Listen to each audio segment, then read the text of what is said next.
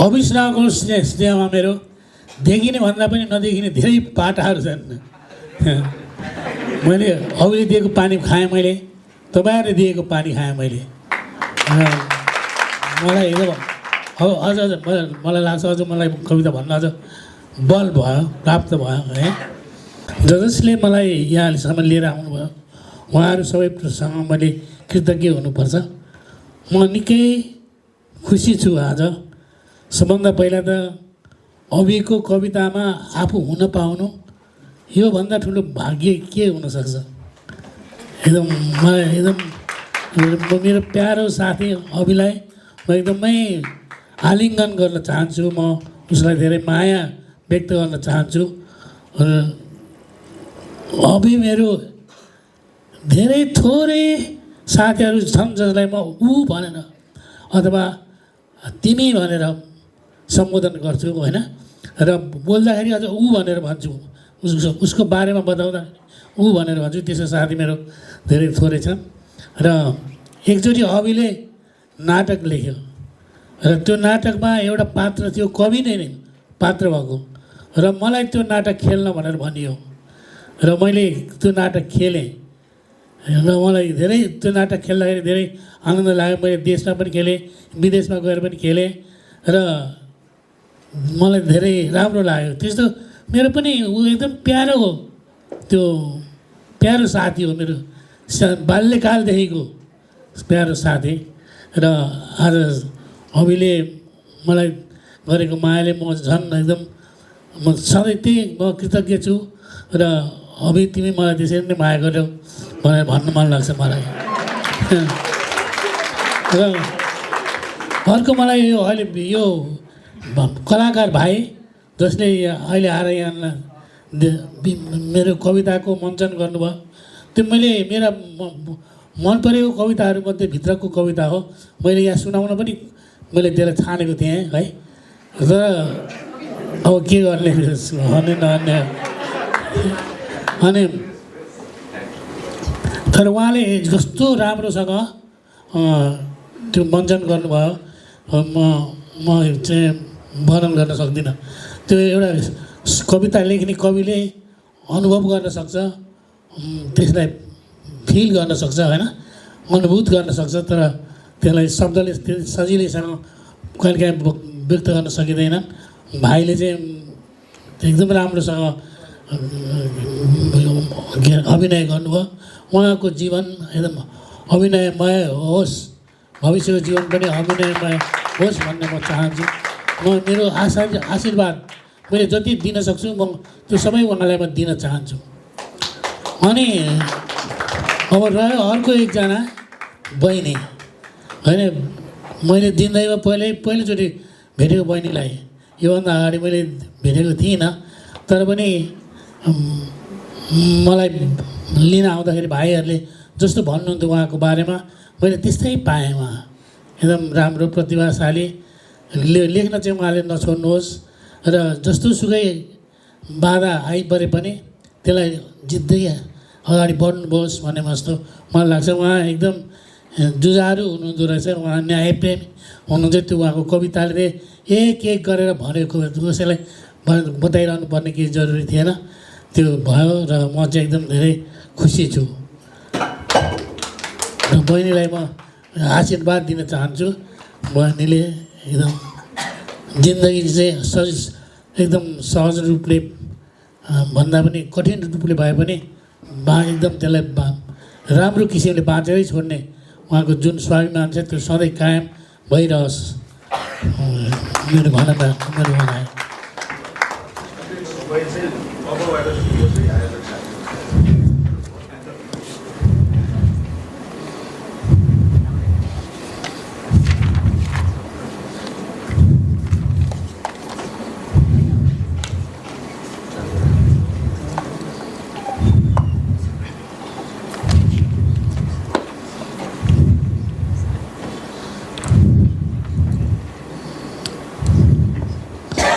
मैले यो अहिले जुन अभिनय गरेर भाइले खेल्नुभयो त्यो कविता मन नदोहोऱ्याउ होला है। हजुर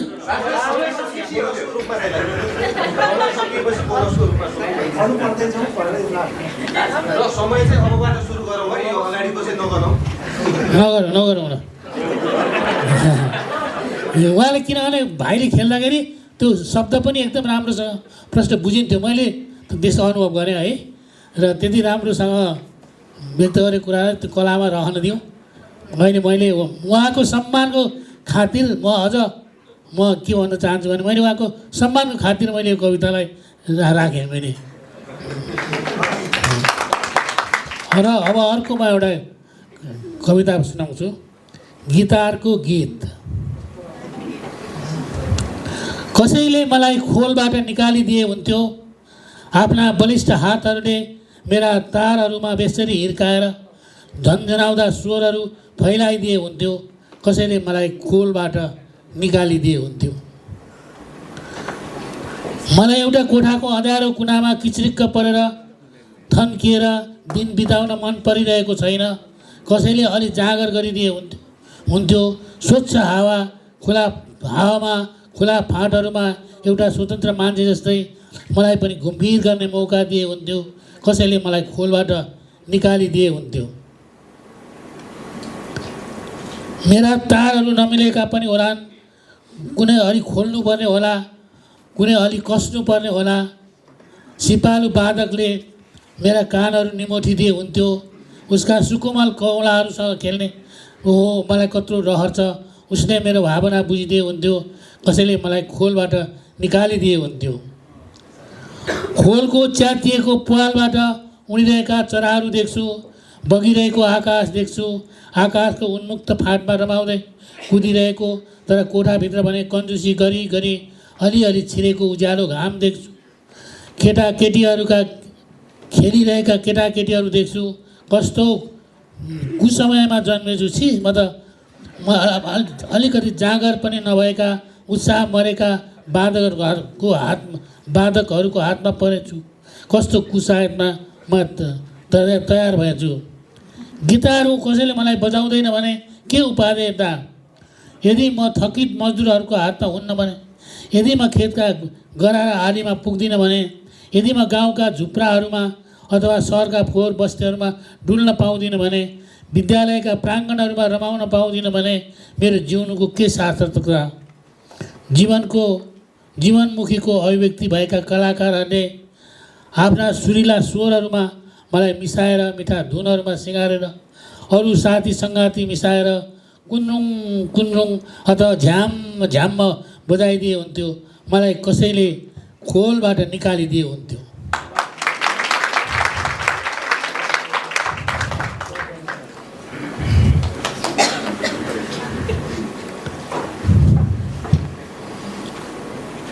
मैले एउटा किताब लेखेको छु, सिद्धिचरणहरू भन्ने छ। सिद्धिचरणहरूको मलाई दुईवटा कविता आज खास गरी पढ्न मन लाग्यो र म पढ्छु। र यो चाहिँ सिद्धिचरण 29। बाबुसँग कुनै कविता छ? अनायास सोधिदिन्छन् सिद्धिचरण आफ्नो छोरा जस्तो कविलाई। सानो सिद्धिचरण अकमकाउँछ। बाबुसँग कुनै कविता छ?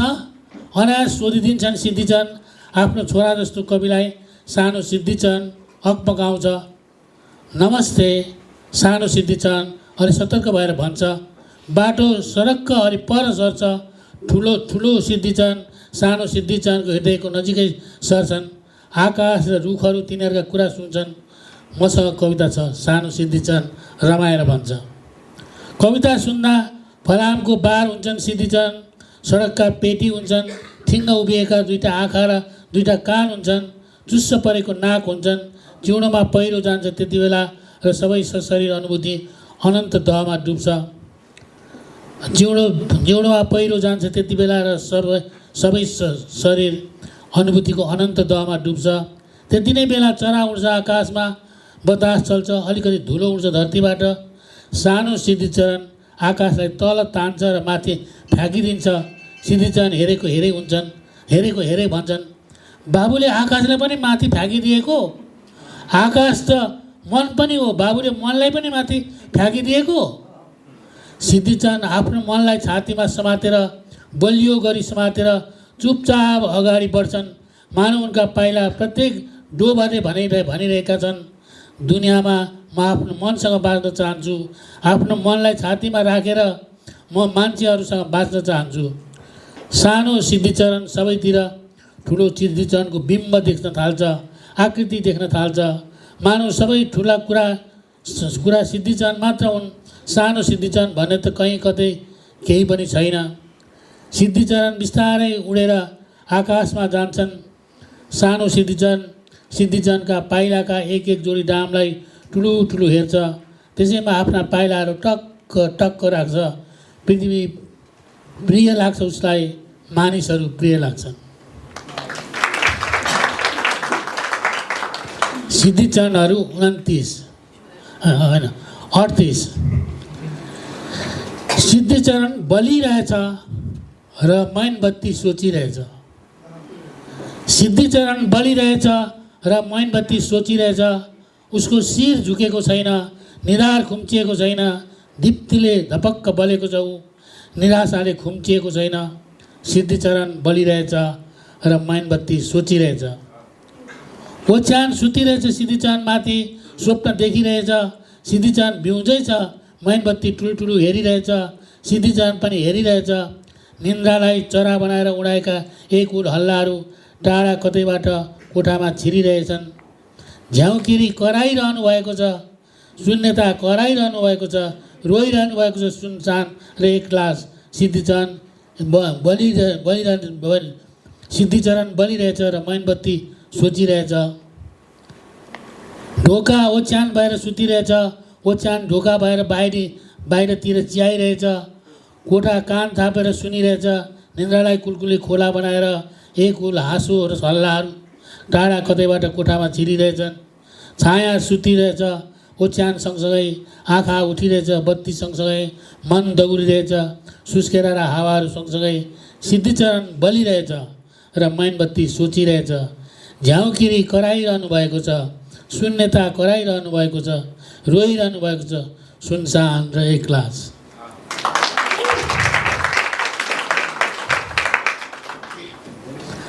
एकपल्ट म डुल्दै यस्तो ठाउँमा पुगेँ जहाँ गाडी पुग्दैन र त्यो ठाउँको त्यो एक्लासलाई देखेर मलाई जस्तो अनुभूत भयो। मलाई त्यहाँ बसेर केही कविताहरू मैले लेखेँ। त्यसमध्ये यो एउटा पहिलो, गाउँको एकान्त।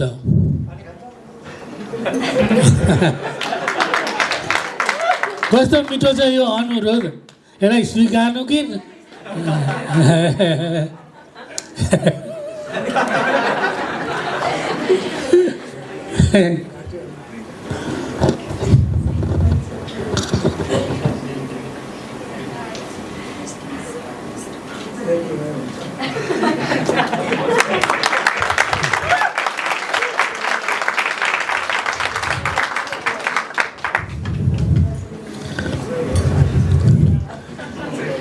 अविश्राको स्नेहमा मेरो देखिने भन्दा पनि नदेखिने धेरै पाटाहरू छन्। मैले अरूले दिएको पानी खाएँ, मैले तपाईँहरूले दिएको पानी खाएँ मैले। मलाई अझ मलाई लाग्छ अझ मलाई कविता भन्न अझ बल भयो, प्राप्त भयो है। गाउँको एकान्त। म यहीँ छु, यहीँ हुन्छु, सहरमा मेरो ठाउँ छैन, सहरमा म जाँदिनँ पनि। म यहीँ छु, यहीँ हुन्छु, सहरमा मेरो ठाउँ छैन, सहरमा म जाँदिनँ पनि। एउटा मुरलीको आवाजले पनि मेरा सारा अङ्गका रेसाहरू छुन सक्छ। त्यो मुरली बजाउने केटाका आँखाहरू जस्तै, हृदय जस्तै निर्बोध म सहर जाँदिनँ। कुकुर भुकेको आवाज होस् या खोला दौडेको, हावाले छोएको रुख होस् या नछोएको, म पानीका लहरहरूमा फिँजहरूमा छु, रुखका हाँगामा पातमा छु। म सहर जाँदिनँ, सहरको होहल्ला र भिडभाडमा मेरो कुनै स्थान छैन। जहाँ छौ त्यहीँ छ मेरो हृदय। कुखुरा बाँचे पनि नबाँचे पनि, सुसेरी बजे पनि नबजे पनि, मान्छेले टेकेको नटेकेको दुवै गोरेटोमा छु म। आकाश मेरो बा, क्षितिज मेरी आमा, म सुखी छु, सन्तुष्ट छु, म सहर जाँदिनँ। सहरबाट जो आउँछौ स्वागत छ, तर सहरै बोकेर चाहिँ नआउनु है कहिले पनि। फेरि मेरो कहीँ पनि ठाउँ हुँदैन, मान्छेको हृदयमा पनि मेरो ठाउँ हुँदैन।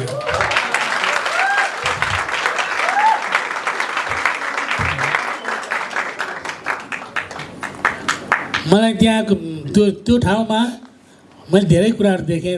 एउटा मैले गाउँको गोरेटो पनि देखेँ र त्यो गोरेटोलाई देख्दाखेरि मलाई कस्तो लाग्यो त्यो मैले लेखेँ। मलाई गाउँको सानो गोरेटो भनेर नहेप्नु। म भिरमा पनि लान्छु, खेतमा पनि, म बस्तीमा पनि लान्छु, एकान्तमा पनि। जहाँ गोरेटो छैन म त्यहाँ पनि लान्छु, जहाँ गोरेटो छ, मूल बाटो छ, म त्यहीँ बिलाउँछु भने। यस्तो बेला म मान्छेको हृदयमा हिँड्छु। कहिले रात सुत्छ मेरो किनारामा, कहिले दिन, कहिले साँझ सुत्छ मेरो किनारामा, कहिले बिहान, कहिले कुहिरो सुत्छ, कहिले शीत सुत्छ, कहिले घाम सुत्छ मेरो किनारामा, कहिले जुन, कहिले ताराहरू सुत्छन्। मान्छेको हृदयबाट जन्मेको गीत भएर पनि म हिँड्छु कहिलेकाहीँ। मलाई गाउँको सानो गोरेटो भनेर नहेप्नु।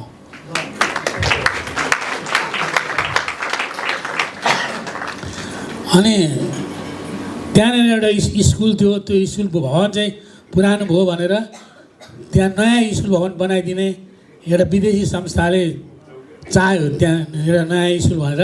अनि त्यो स्कुल बनाउने बेलामा म दोभाषे भएर त्यो साथीसँग चाहिँ म पनि गएँ र त्यो जाँदाखेरि त्यहाँको त्यो स्कुल मलाई कस्तो लाग्यो त्यो मैले लेखेको छु। स्कुल बन्न लागेको स्कुल भवन जाने बाटोमा मानिसहरूभन्दा भेडाहरू धेरै भेटिन्छन्। बन्न लागेको स्कुल भवन जाने बाटोमा मानिसहरूभन्दा धेरै भेडाहरू भेटिन्छन्। मान्छे जस्तै जस्तै भेडाहरू, भेडा जस्तै जस्तै मान्छेहरू, दुवै निरीह र सोझा, दुवै निर्बोध र माया लाग्दा। बन्न लागेको स्कुल भवन जाने बाटोमा मानिसहरूभन्दा धेरै भेडाहरू हिँड्छन्। भवन चाहिँ पुरानो तर ढोका बन्द छन्। ढोका खुल्छ स्कुलको तर कक्षाहरू रित्ता छन्। ब्ल्याकबोर्ड, डेस्क र मेचहरू पनि भेडा जस्तै छन्। एउटा गोठालो हेडमास्टर सहर जाँदा ती पनि गोठाला नभएका भेडा जस्तै हुन्छन्। बन्न लागेको स्कुल भवन बनिसक्दा सम्भवतः मानिसहरूभन्दा भेडाहरू नै धेरै हुनेछन्।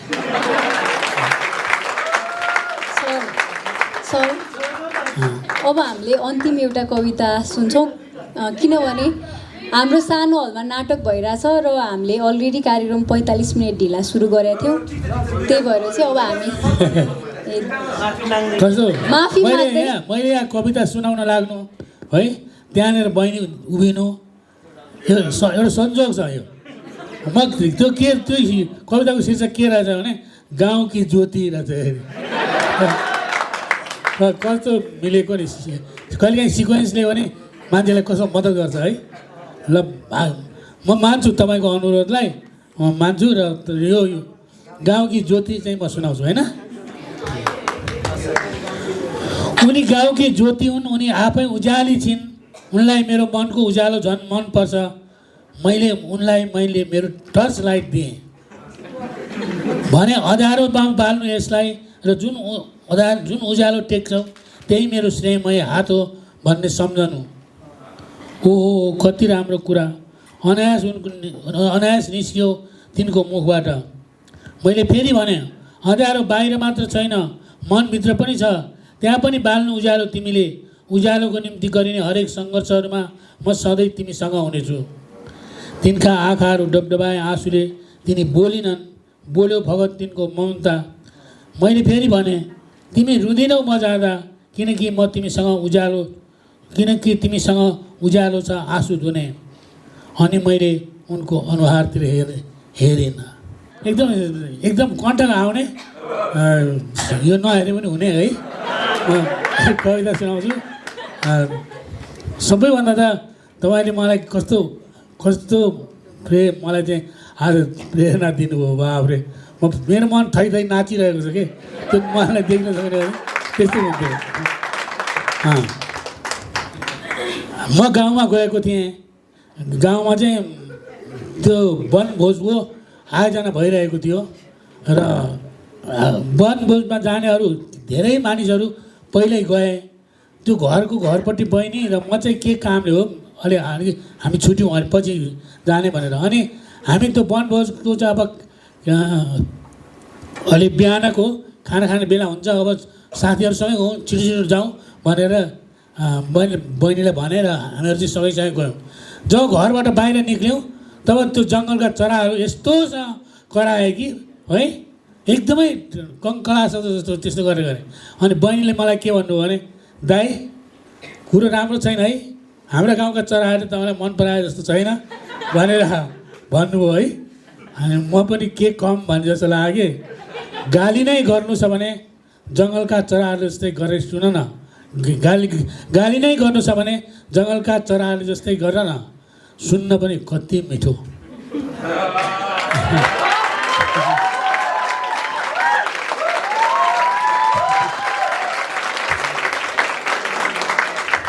धन्यवाद।